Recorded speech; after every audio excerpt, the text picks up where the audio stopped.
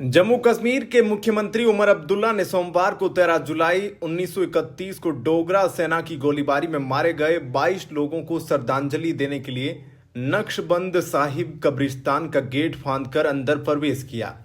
उन्होंने आरोप लगाया कि वहां जाने से रोकने के लिए उनके साथ धक्का मुक्की की गई, लेकिन वे आज रुकने वाले नहीं थे। ये नाटकीय दृश्य अब्दुल्ला और नेशनल कॉन्फ्रेंस सहित विपक्षी दलों के कई नेताओं को शहीद दिवस के मौके पर कब्रिस्तान जाने से रोकने के लिए 13 जुलाई को घर से नजरबंद किए जाने के एक दिन बाद देखने को मिला। उमर अब्दुल्ला के इस कदम पर समाजवादी पार्टी के राष्ट्रीय अध्यक्ष अखिलेश यादव ने प्रतिक्रिया दी है। 28 सेकंड का वीडियो शेयर कर अखिलेश ने भारतीय जनता पार्टी और केंद्र में सत्तारूढ़ गठबंधन पर तंज कसा। सपा चीफ ने कहा कि तुम यूं ही हर बात पर पाबंदियों का दौर लगाओ, तो जब बदलेगी हुकूमत तो तुम ही बताओ तुम किस सरहद को फांद कर जाओगे। बता दें कि नेशनल कॉन्फ्रेंस अध्यक्ष फारूक अब्दुल्ला खानियार चौक से शहीद स्मारक तक एक ऑटो रिक्शा में पहुंचे, जबकि शिक्षा मंत्री शकीना इट स्कूटी पर पीछे बैठकर स्मारक तक पहुंची।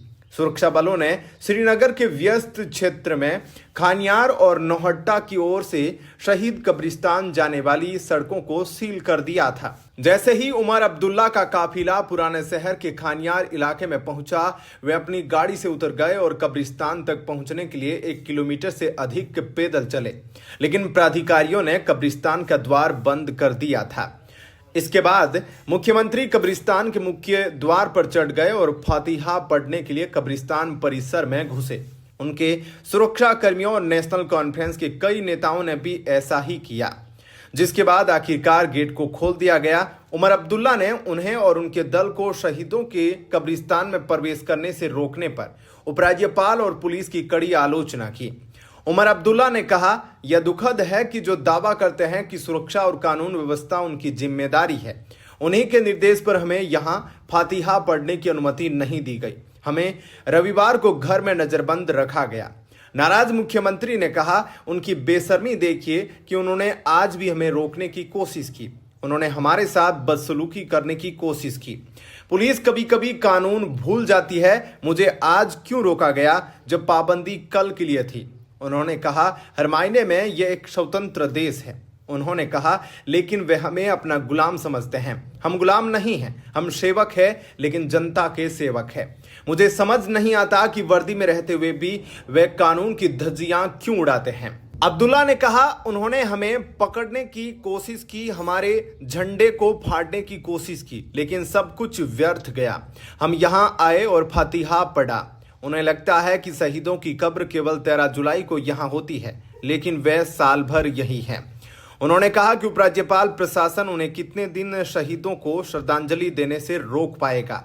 उन्होंने यह भी कहा कि अगर 13 जुलाई को नहीं तो वह 12 जुलाई या 12 दिसंबर, जनवरी या फरवरी को, उन्होंने कहा, हम जब चाहेंगे तब यहां आएंगे। मौके से सामने आए वीडियो में वर्दीधारी लोगों को उमर अब्दुल्ला और उनकी टीम के साथ धक्का मुक्की करते हुए देखा गया। सोशल मीडिया मंच एक्स पर एक वीडियो साझा करते हुए उन्होंने लिखा, यह वह धक्का मुक्की है जिसका मुझे सामना करना पड़ा, लेकिन मैं मजबूत इरादों वाला हूं। मुझे रोका नहीं जा सकता था। मैं कोई गैर कानूनी या अवैध काम नहीं कर रहा था। दरअसल इन कानूनों के रक्षकों को बताना चाहिए कि किस कानून के तहत वे हमें फातिहा पढ़ने से रोकने की कोशिश कर रहे थे।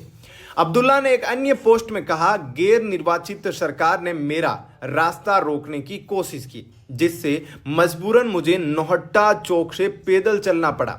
इन्होंने नक्शबंद साहिब का गेट बंद कर दिया, जिससे मुझे दीवार फांदनी पड़ी। इन्होंने मेरे साथ धक्का मुक्की करने की भी कोशिश की, लेकिन मैं आज रुकने वाला नहीं था। क्या कहना है आपका इस पर कमेंट सेक्शन में अपनी राय जरूर बताएं। धन्यवाद।